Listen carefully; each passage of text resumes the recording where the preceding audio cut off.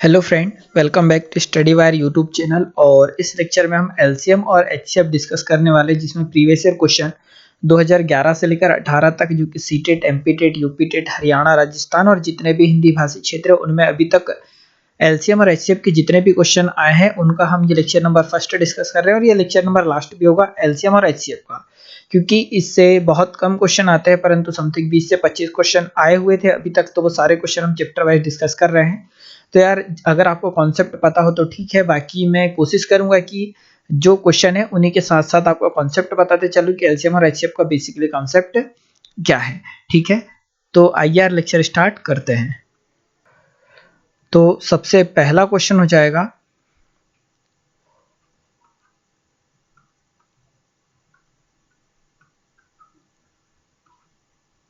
सबसे पहला क्वेश्चन हो जाएगा कि 10 मीटर लंबाई वाले, ठीक है, 10 मीटर लंबाई वाले एक वर्गाकार कमरे के फर्श का वर्गाकार टाइल्सों से पूर्णतः ढकना है।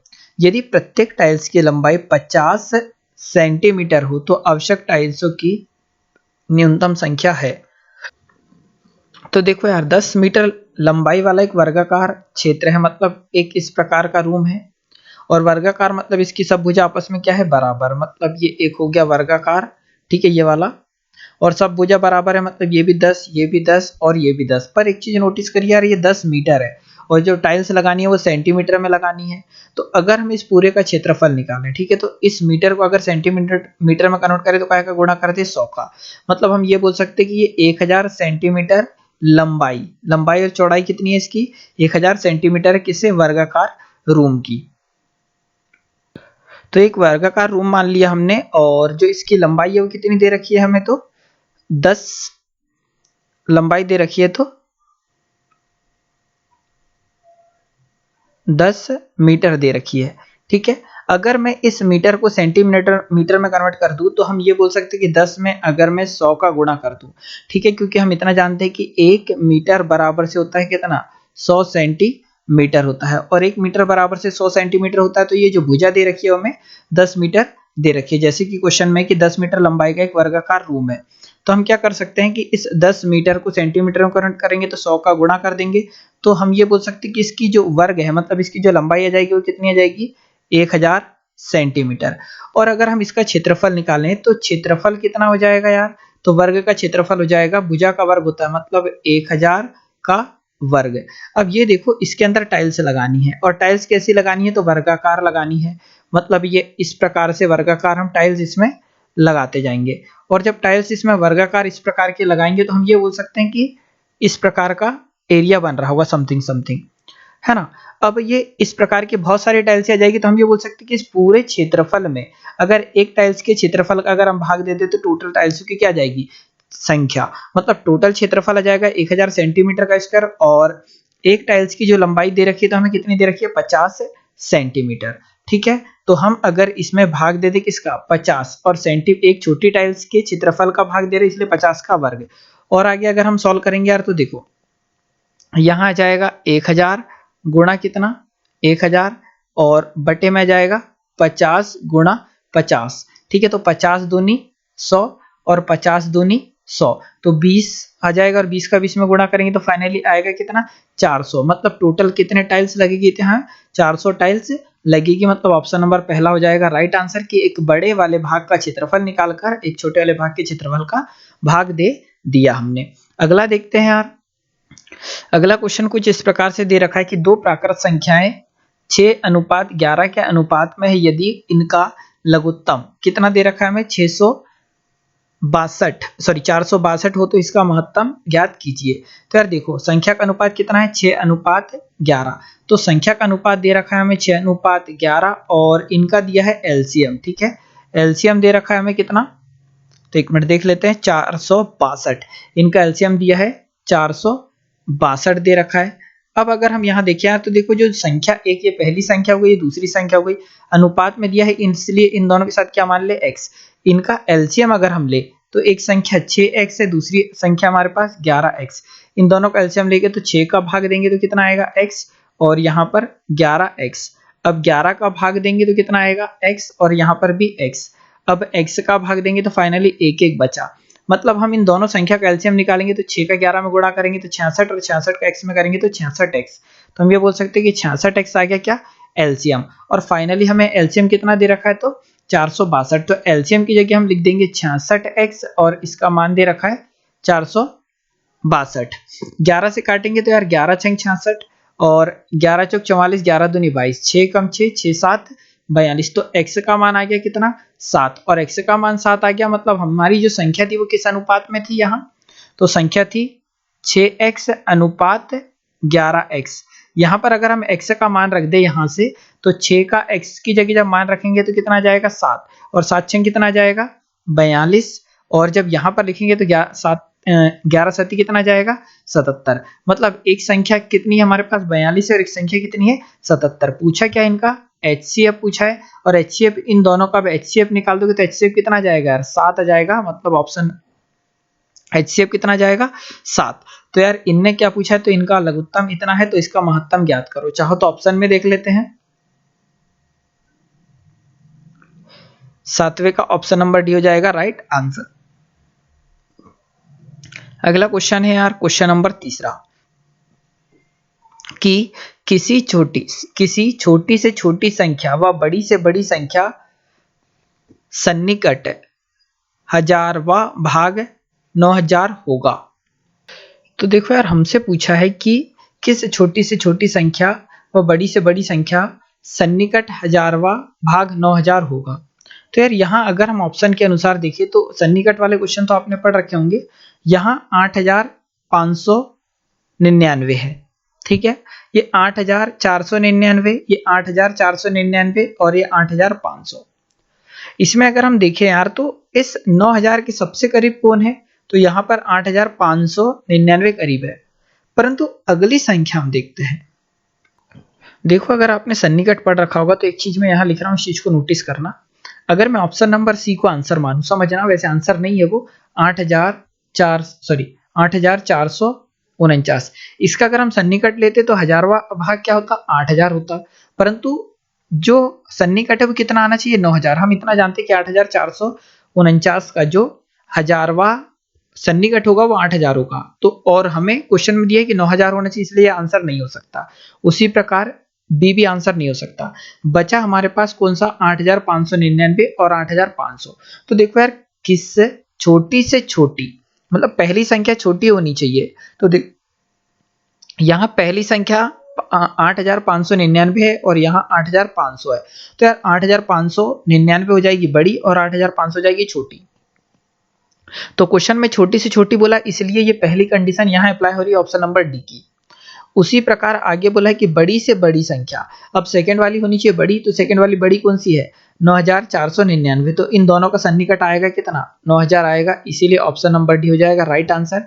और थोड़ा समझ में नहीं आ रहा हो तो एक बार थोड़ा सन्निकट पढ़ लो, फिर इसको पढ़ोगे तो ज्यादा बेटर रहेगा।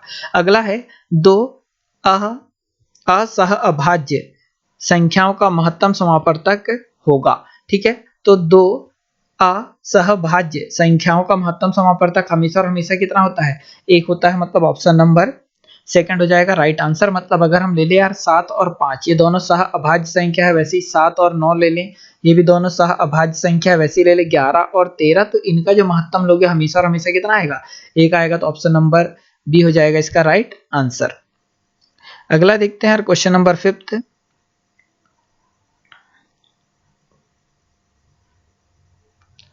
तो क्वेश्चन नंबर 5 कुछ इस प्रकार से दे रखा है कि दो संख्याओं का महत्तम समापवर्तक 35। तो दो संख्या का जो HCF है, ठीक है, HCF वो कितना है 35 है महत्तम समापवर्तक, और उनका लघुत्तम समापवर्तक 525 है। लघुत्तम बोले तो LCM कितना है तो 525 है।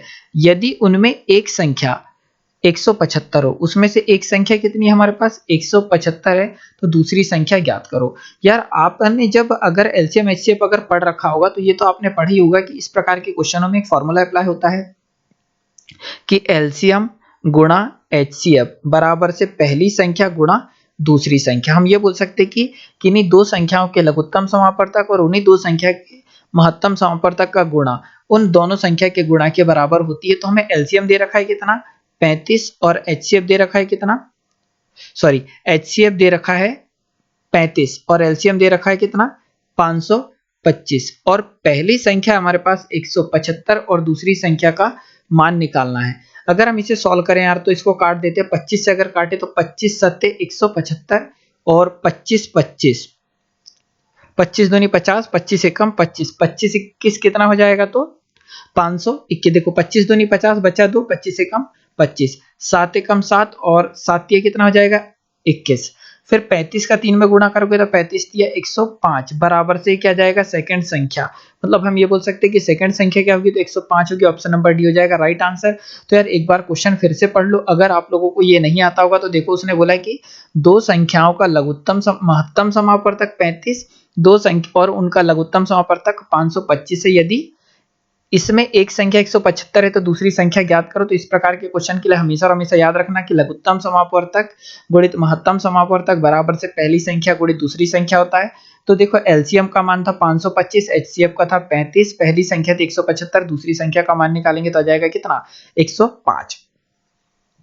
अगला क्वेश्चन देखते हैं कि यदि 65 और 117 का महत्तम समापवर्तक, देखो यार क्वेश्चन बहुत प्यारा है कि यहाँ बोला है उन्होंने कि 65 और 117 का महत्तम, ठीक है। यहां तक अगर क्वेश्चन देखे तो हम देखो 65 हमारे पास क्या क्या बोला उन्होंने 65 और 117 का महत्तम मतलब एचसीएफ, और एचसीएफ अगर आप इसका निकालोगे ठीक है तो इसका एचसीएफ आ जाएगा कितना 13, ठीक है।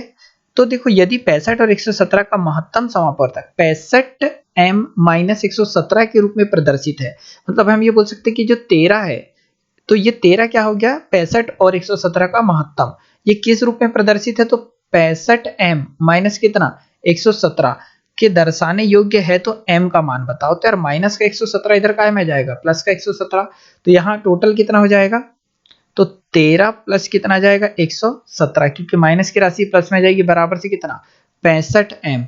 117 और 13 जब जोड़ोगे तो 130 आ जाएगा और 130 बराबर से आ जाएगा 65 m। 65 एकम 65 और 65 दूनी 130, तो m का मान कितना आ जाएगा, उसने यही पूछा कि m का मान कितना होगा, तो m का मान होगा 2। ऑप्शन नंबर सेकंड हो जाएगा राइट आंसर। और क्वेश्चन अगर कहीं पर भी थोड़ा सा भी डाउट हो तो आप अगर लेक्चर थोड़ा सा रिवाइज करके देखोगे तो उसका फायदा और कुछ ही होगा। अगला क्वेश्चन 7वां हो जाएगा कि देखो दे रखा है यार कि 3 चौराहों की ट्रैफिक लाइट क्रमशः 1 मिनट 75 सेकेंड और 90 सेकेंड पर बदलती है। यदि वे एक साथ 7:50 AM पर बदले तो वे पुनः एक साथ कब बदलेगी। तो यार एक चीज मैं जो बोल रहा हूं ये सब याद रखना कि जब भी ट्रैफिक से रिलेटेड क्वेश्चन आए, ठीक है, ट्रैफिक से रिलेटेड या फिर घंटी वाले क्वेश्चन आ जाए, ठीक है, या फिर दौड़ वाले क्वेश्चन आ जाए, तो इस प्रकार के क्वेश्चन में हमेशा और हमेशा जो दिया है उसका क्या लोगे एलसीएम लेना है। ये आप हमेशा याद रखना। ट्रैफिक वाले क्वेश्चन, घंटिया वाले क्वेश्चन, एक वृत्ताकार मार्ग पर दौड़ने वाले क्वेश्चन, उनका हमेशा और हमेशा एलसीएम लेते हैं।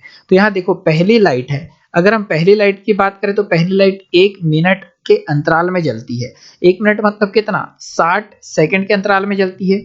वहीं पर अगर हम सेकंड वाली लाइट की बात करें तो सेकंड वाली लाइट 75 सेकंड के अंतराल में जलती है। और वहीं पर अगर हम तीसरी लाइट की बात करें तो वो 90 सेकंड के अंतराल में जलती है। मतलब हमें 60, 75 और 90 का क्या ले ले एलसीएम, और हमने 1 मिनट को 60 क्यों लिख दिया क्योंकि सारी वैल्यू एक जैसी होनी चाहिए, मतलब सब सेकंड सेकंड सेकंड में। अगर हम इसे 2 से डिवाइड करें तो कितना आ जाएगा 30, ये 75 का 75 रहेगा, यह आ जाएगा 45। अब फिर से डिवाइड कर दे किससे 2 से, तो यह आ जाएगा 15, यह आ जाएगा 75 और यह आ जाएगा 45। फिर से डिवाइड कर दे किससे 3 से, तो 3 5 15, 25 3 75 और 9 5 45, ठीक है। और डिवाइड कर दे किससे 3 से, सॉरी 3 से, 3 कम 3 3 5 15, यहाँ जाएगा 15 है ना, 15 जाएगा। अब डिवाइड कर देंगे 3 से तो यहाँ 5 का 5 रहेगा, यहाँ 25 का 25 रहेगा, 5 3 15, ठीक है, सॉरी 3 25 15, यहाँ जाएगा कितना 5। मतलब हमारे पास बचा है 5, 25 और 5। अब इसे किससे भाग दे देंगे 5 से, तो 5 एकम 5 पचम 25, 5 एकम 5, लास्ट भाग किससे दोगे 1 1 1 से। फाइनली इनका जो एलसीएम आ रहा होगा तो हमारे पास कितना है 2 गुणा 2, 2 दूनी कितना 4 गुणा 3 त्रिका 9 गुणा पचम कितना 25, तो 25 चौक 100 और फाइनली आ रहा है कितना 900 आ जाएगा एलसीएम। और एलसीएम अगर 900 आएगा तो ये 900 सेकंड आया, इसको मिनट में अगर हम चेंज करेंगे तो भाग देंगे किससे, 60 से, 0 से 0 कर जाएगा और 6 कम 6, 6 कम 6 मतलब 15 6 के 90 कितना आ जाएगा, 15 मिनट। मतलब ये जली है 7:50 पे, तो अब 15 मिनट बाद जलेगी। तो 7:50 में अगर हम 15 जोड़े, तो पहले अगर हम 10 मिनट जोड़ेंगे तो बच कितना जाएगा, 8 मिनट, और फिर 5 मिनट और बच गए, तो हम ये बोल सकते हैं कि 8:05 पे अगेन फिर से जलेगी। मतलब ऑप्शन नंबर सी हो जाएगा राइट आंसर। आई होप आप चीजें समझे होंगे, और अगर कहीं पर भी थोड़ी सी प्रॉब्लम हो तो थोड़ा रिवाइज करके देख लोगे, ज्यादा बेटर रहेगा। तो यार देखो, अगला क्वेश्चन हमें दे रखा है कि क्वेश्चन नंबर 8वां, 2/3 और 3/4 का लघुत्तम समापवर्तक ज्ञात करो। यार इतना याद रखना है कि अगर कोई भिन्न हो, जैसे a/b और c/d, अगर किसी भी भिन्न मतलब अंश बटे हर, अगर इनका एलसीएम लेना है, ठीक है, भिन्न का अगर एलसीएम लेना है तो याद रखना है जो अंश होगा उसका आप लोगे एलसीएम और हर का लोगे एचसीएफ। ठीक है, तो ये भिन्न का क्या निकाल के देगा, ये फॉर्मूला आपको एलसीएम निकाल के देगा। और वहीं आपको एचसीएफ लेना हो तो एचसीएफ बराबर से अंश का लोगे क्या, एचसीएफ, और हर का लोगे क्या, एलसीएम। मतलब जब हमें एचसीएफ निकालना हो तो अंश का एचसीएफ, और जब एलसीएम निकालना हो तो अंश का एलसीएम। ये चीज आप समझ गए होंगे। तो यार देखो, हमें देख क्या क्या रखा है यहाँ पर,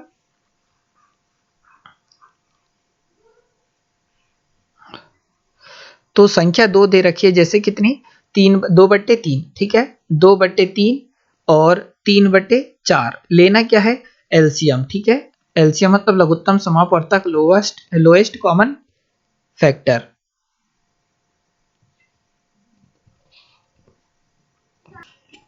आगे सॉल्व करेंगे तो हमें एलसीएम लेना है, तो एलसीएम अंश और हर का, जब सॉरी अंश का लोगे क्या, एलसीएम, तो अंश का एलसीएम आ जाएगा 3 दूनी कितना, 6, और हर का जब एचसीएफ लोगे तो एचसीएफ आ जाएगा कितना, 1। मतलब फाइनली आंसर कितना आ जाएगा, 6। ऑप्शन नंबर डी होगा राइट आंसर।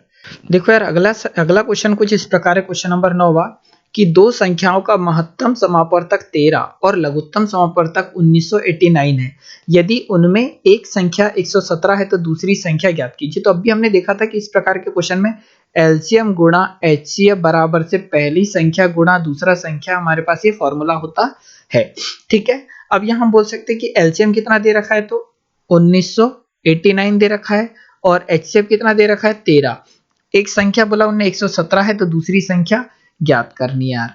तो काटेंगे तो 13 कम 13, 13 9 में 117, 9 से काटेंगे तो 9 एकम 9, 9 दूनी 18, 9 दूनी 18, 9 एकम 9, मतलब दूसरी जो संख्या आ जाएगी वह कितनी जाएगी, 221। मतलब ऑप्शन नंबर सी हो जाएगा राइट आंसर। अगला देखते हैं, वह छोटी से छोटी संख्या कौन सी है जो पूर्ण वर्ग हो तथा 10, 12, 15 और 18 से विभाज्य हो। तो एक चीज मैं ये जो चीज बता रहा हूं उसको समझना। अगर मैं बोल दूं यार कि 6 और 8, इन दोनों वह छोटी से छोटी संख्या ज्ञात करो जो पूर्ण वर्ग हो और 6 और 8 से विभाजित हो। तो जब भी ऐसी संख्या निकालते हैं जो छोटी से छोटी हो और पूर्ण वर्ग हो, तो जब भी छोटी से छोटी लिखा आए क्वेश्चन में, तो हमेशा और हमेशा ये याद रखना है कि लेना क्या है, तो एलसीएम लेना है। ठीक है, क्या लेना है, एलसीएम। छोटा से छोटा लिखा है तो, और बड़ा से बड़ा लिखा है, इसका मतलब एचसीएफ लेना है, याद रखना।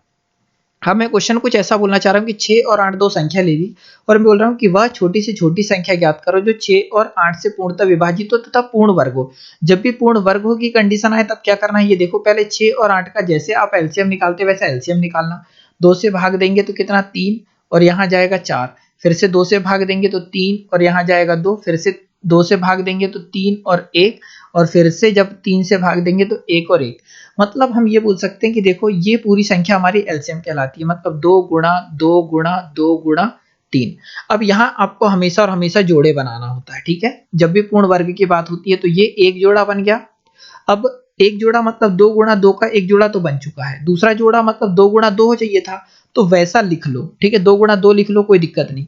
फिर 3 एक अकेला है तो इसको भी लिख लो, 3 गुणा 3। अब इससे जो फॉर्म आंसर आने वाला है वो पूर्ण वर्ग संख्या आएगी, और वो एक ऐसी संख्या होगी जो 6 और 8 से पूर्णतः विभाजित भी होगी, छोटी से छोटी भी होगी, और एक पूर्ण वर्ग भी होगी।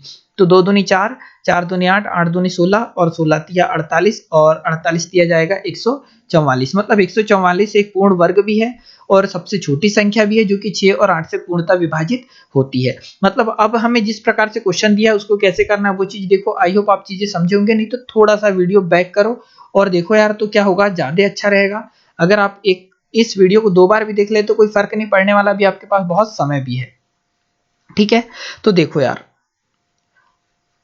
हमें क्या क्या दे रखा है कि, तो 1 मिनट, हमें दे रखा है 10, 12, 15 और 18। तो करो क्या, 10, 12, 15 और 18, इन सभी का जैसे हम एलसीएम लेते हैं उसी मेथड से अगर एलसीएम लेंगे तो सबसे पहले डिवाइड करोगे किससे, 2 से। तो 2 पंच 10, 2 छंग 12, 15 का 15, 2 नम 18। फिर 2 से डिवाइड करोगे तो 5 का 5, 2 तिया 6 और 15 का 15, 9 का 9। अब किससे भाग जा सकता है, 3 से। तो 5 का 5 रहेगा, 3 एकम 3, 3 पच्ची 15, 3 त्रिका 9। अब एक बार 3 से भाग जाएगा, एक बार 5 से जब आएगा भाग, मतलब ये पूरी संख्या हमारी एलसीएम कहलाती है। तो इसको हम ऐसा लिख लेते, देखो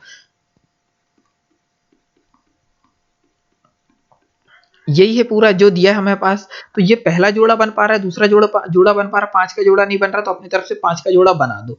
इसका जो मल्टीपल आएगा वो पूर्ण वर्ग भी आएगी और एक ऐसी संख्या है जो कि 10, 12 और 15, 18 से पूर्णतः विभाजित होगी। तो देखो 5 25 और 25 दूनी 50, 50 दूनी 100 और 100 का इनमें गुणा करोगे तो कितना आ जाएगा, 900। मतलब वो 900 होगी जो कि पूर्ण वर्ग भी है, और किसका वर्ग है, तो 30 का वर्ग है। पूर्ण वर्ग भी है 900, और छोटी से छोटी ऐसी संख्या जो कि 10, 12, 15 और 18 से पूर्णतः विभाजित होगी। इसी प्रकार से डी हो जाएगा इसका राइट आंसर।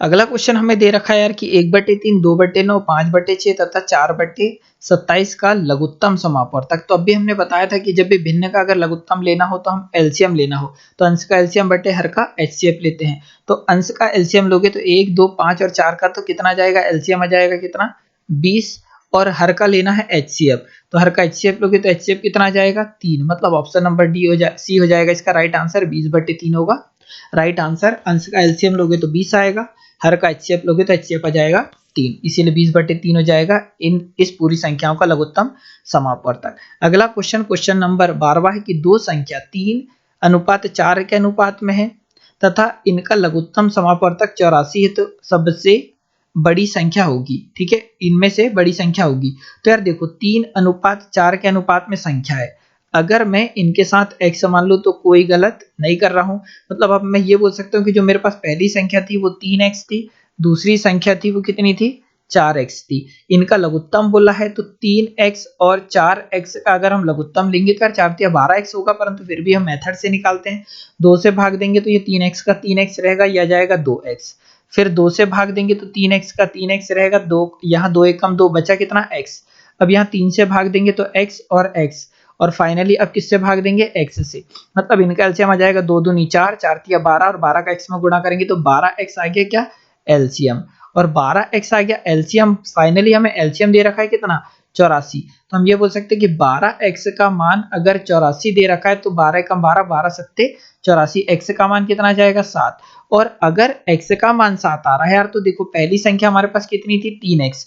जब यहाँ 3 का 3 और x की जगह कितना लिखोगे, 7, तो 3 7 कितना जाएगा, 21। और यहाँ पर x की जगह लिखोगे 7, तो 7 चौक कितना जाएगा, 28। तो उन्होंने पूछा है कि इनमें से बड़ी संख्या क्या है, तो बड़ी संख्या क्या है, 28। मतलब ऑप्शन नंबर सी हो जाएगा राइट आंसर।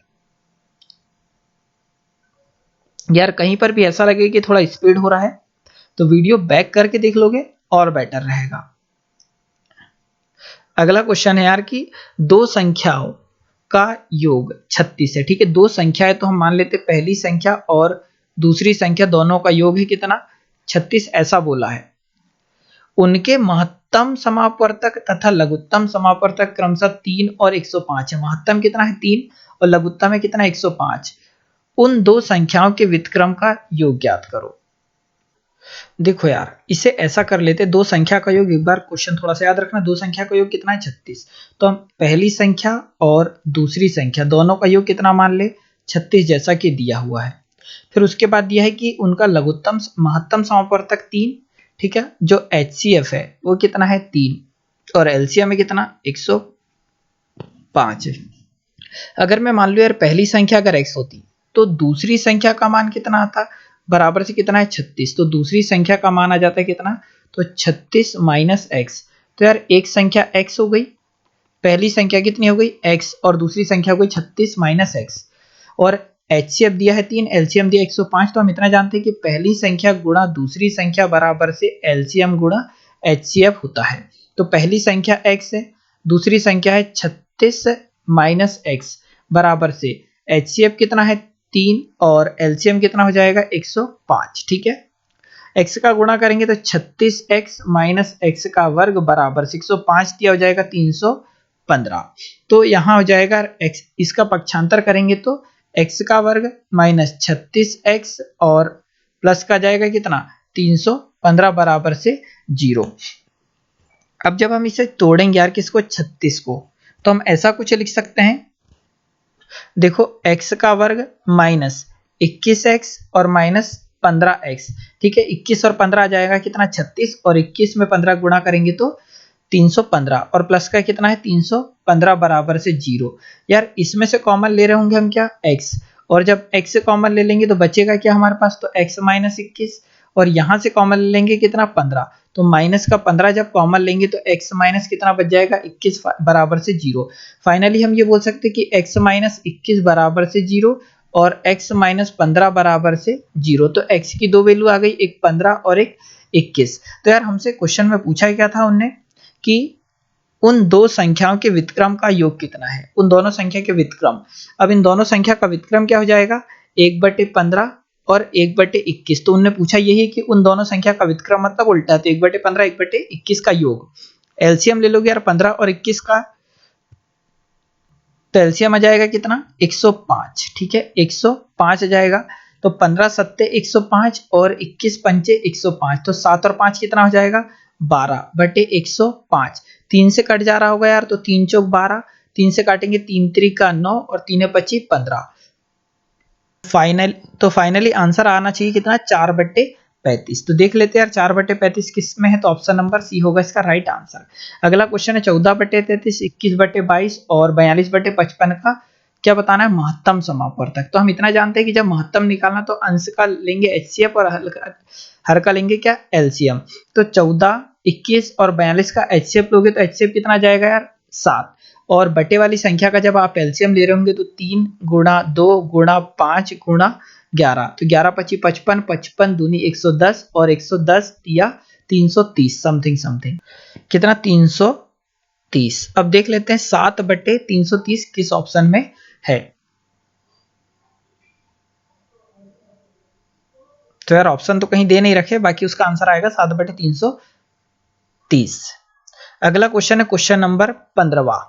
ठीक है, देखो यार अगला क्वेश्चन जो 15वां ऐसा है कि 200 और 400 के बीच में 30, 45 और 60 का सबसे छोटा सर्वगुणज। तो देखो यार 30, 45 और 60 का सबसे छोटा सर्वगुणज बोला है, इसका मतलब है सबसे छोटा सर्वगुणज का मतलब होता है एलसीएम। मतलब 30, 45 और 60 का जब हम एलसीएम लेते हैं यार, तो एलसीएम आ जाएगा डायरेक्टली मैं बोल सकता हूं कि 180 आएगा, क्योंकि 30 छंग 180, 45 चौक 180 और 60 दिया 180, तो एलसीएम आ गया 180। ठीक है, उसके बाद बोला 15, 24 और 45 का सबसे बड़ा सर्वगुणनखंड, इसका मतलब होता है एचसीएफ। ठीक है, तो एचसीएफ अगर 15, 24 और 45 का लोगे तो कितना आ जाएगा 3।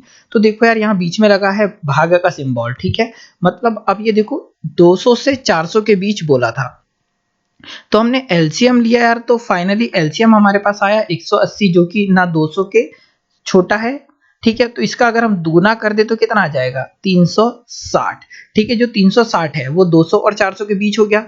अब यहां देखो 360 भागित का सिंबल लगा है, तो भागित लगाया, 15, 24 और 45 का सबसे बड़ा सर्वगुणनखंड हुआ कितना 3। तो जब 3 से भाग देंगे 3 एकम 3, 3 दूनी 6, मतलब फाइनली आ रहा है कितना 120। ऑप्शन नंबर ए हो जाएगा राइट आंसर। और इस प्रकार के क्वेश्चन हमने पिछले लेक्चर में भी डिस्कस करे थे।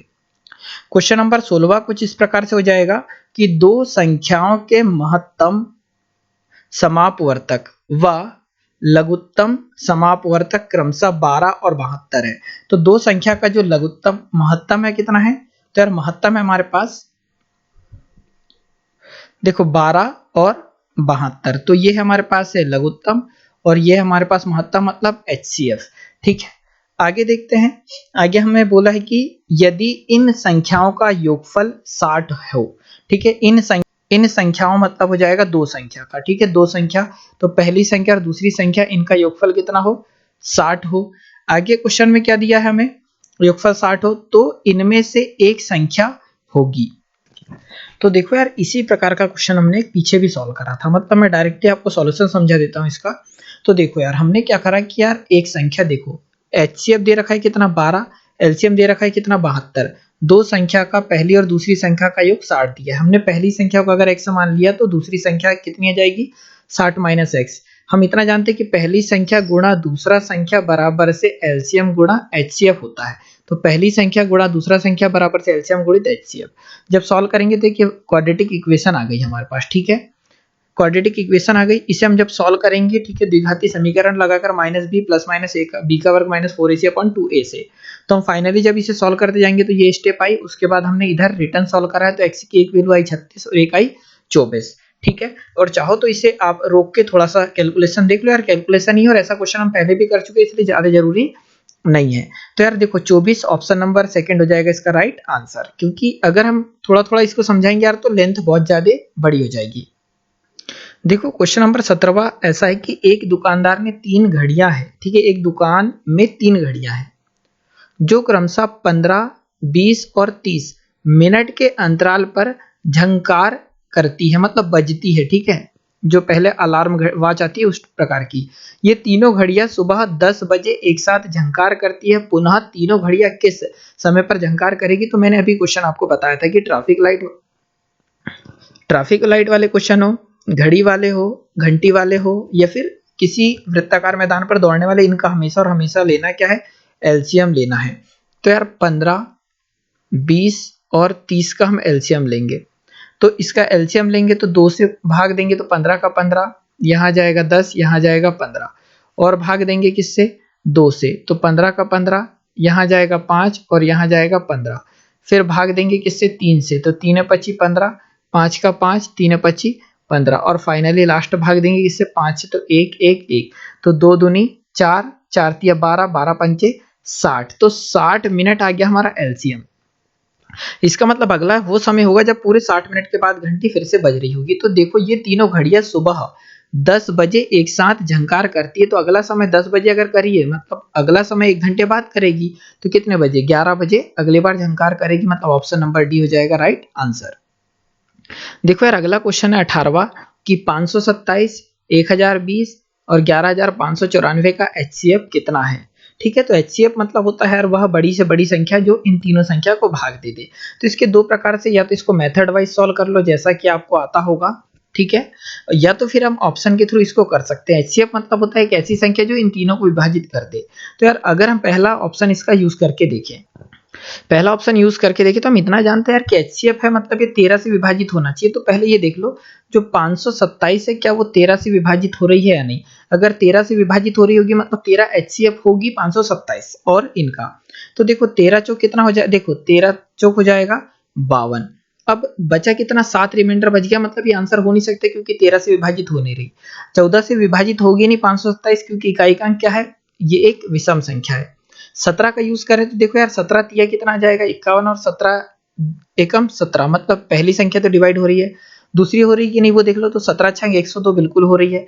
तीसरी संख्या अगर हम डिवाइड करके देखें तो 11594, 17 से डिवाइड करके देखेंगे तो यार 17 पंचे 85 और 17 छंग 102 हो रहा है, ठीक है। बचा कितना हमारे पास, तो यार 13 बचा है। फिर अगर 17 अठे 136 बचा कितना, 3 और 17 दूनी 34, मतलब 17 होगा इसका राइट आंसर। ये 17 एक ऐसी संख्या है जो इन तीनों संख्याओं को विभाजित कर दे रही है, और हम ये बोल सकते हैं एचसीएफ भी वही संख्या होती है जो दी गई संख्या को विभाजित कर दे। तो ऑप्शन नंबर सी हो जाएगा राइट आंसर। या तो आप मेथड वाइज निकाल सकते हैं। मेथड कैसी रहती है इसकी, देखो 527, 1020 और 11594 पहले दो बड़ी संख्या लेते हैं, ठीक है, या तो पहले दो छोटी संख्या ले लो और बड़ी संख्या में छोटी का भाग देना है। जैसे कि 1020 में भाग दोगे किससे, 527 से, फिर यहां जो शेष बचेगा फिर उसमें भाग दोगे किससे, जो बचा है शेष उससे, मतलब इस प्रकार की एक लॉन्ग मेथड होती है। तो फाइनली आंसर आएगा इसका भी 17। देखो क्वेश्चन है कि प्रथम क्रमागत तीन सम संख्या, प्रथम क्रमागत तीन सम संख्या क्या होती है, 2 4 और 6 का महत्तम और लघुत्तम होगा, तो इन दोनों का जो महत्तम होगा यार, तो महत्तम तो हो जाएगा कितना 2, तो ये आंसर हो नहीं सकता, ये नहीं हो सकता, मतलब ये दोनों आंसर होने की संभावना है। और लघुत्तम लघुत्तम लोगे तो यार कितना आ जाएगा इसका 12, ठीक है, मतलब ऑप्शन नंबर डी हो जाएगा राइट आंसर।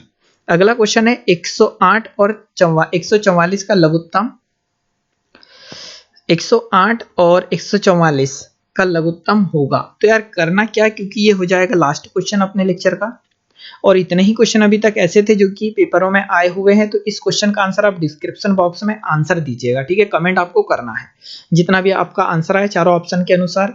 तो यार वीडियो देखने के लिए बहुत बहुत धन्यवाद। जय हिंद, जय भारत। अपना और अपनों का ख्याल रखिए, जहां पर भी रहिए सुरक्षित रहिए।